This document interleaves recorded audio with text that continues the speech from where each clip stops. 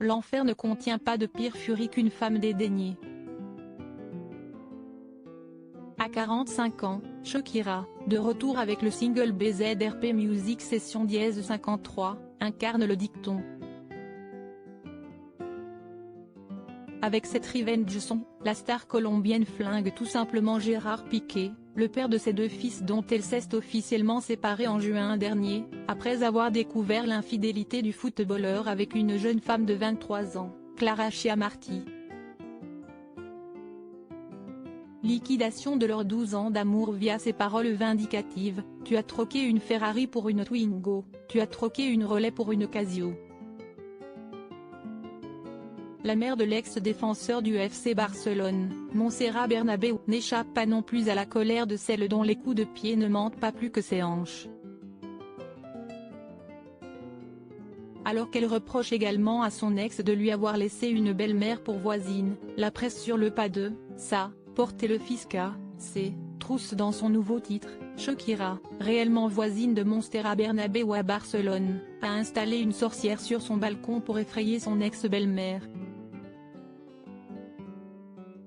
Gérard Piqué aurait mieux fait de s'enquérir auprès d'Antonio de la Rúa, le précédent compagnon de la chanteuse, lui aussi voué aux gémonies après leur rupture.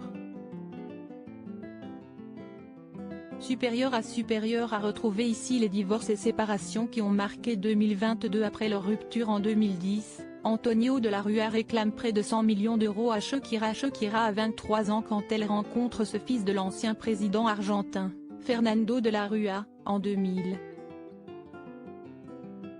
Cela fait 10 ans qu'elle est une star en Colombie. Enfant, elle a été diagnostiquée hyperactive. Elle est la fille d'un bijoutier. Elle rêve de devenir le nouveau diamant de la pop mondiale. Antonio a vite fait de la séduire avec son regard ténébreux et son pédigré étincelant. Avocat de formation et directeur officieux de la campagne présidentielle de son père, en 1999, il s'est conseillé Shakira, devient autant son manager que son amant, allant jusqu'à négocier le contrat d'exclusivité de la chanteuse avec le tourneur Live Nation. Chèque de 70 millions d'euros pour le couple. Les amoureux deviennent surtout business partners, au fil des années. En août 2010, ils annoncent leur séparation amicale. Antonio de la Rúa reste l'un des conseillers juridiques de Shakira jusqu'en 2012. Jusqu'à ce qu'il lui réclame des indemnités pour ses conseils dispensés sur l'oreiller et jamais rémunérés, durant la décennie passée. Préjudice estimé à près de 100 millions d'euros, tout de même. Les ex se retrouvent devant un tribunal, qui déboute l'avocat. Adios, Antonio. En 2019, Shakira adresse toutefois ses condoléances à son ex, après la mort de Fernando de la Rúa. Sale moment pour le fils de l'ancien président. En 2018, il s'est séparé de celle qui avait remplacé Shakira, une autre colombienne, la Jet Daniela Ramos, avec laquelle il a eu 2 enfants.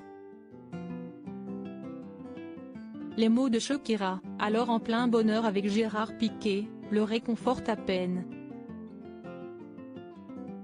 Le malheur des uns faisant le bonheur des autres, Antonio de la Rúa aurait repris contact avec la Bomba Latina, l'été dernier.